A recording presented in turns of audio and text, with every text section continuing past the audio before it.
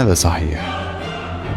الأمر مثل ما قاله لتايبر تماما، الشرير أمامكم وهو أنا، وغالبا سأدمر العالم كله. لكن في نظري أنتم كذلك تبدون أشرارا.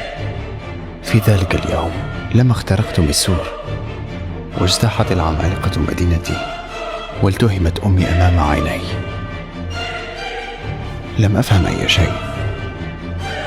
لماذا يا راينر؟ لما التهمت أمي من قبل ذلك العملاق يومها؟ لأننا في ذلك اليوم اخترقنا السور. ولماذا خرقتم السور؟ حتى نستغل الفوضى للتسلل إلى الداخل ونرى ردة فعل ملك الأسوار. وماذا كانت مهمتكم؟ استعادة المؤسس وإنقاذ العالم. هكذا إذن. حسنا، إن كنت تريد إنقاذ العالم أظن أنه لم يكن لديك خيار.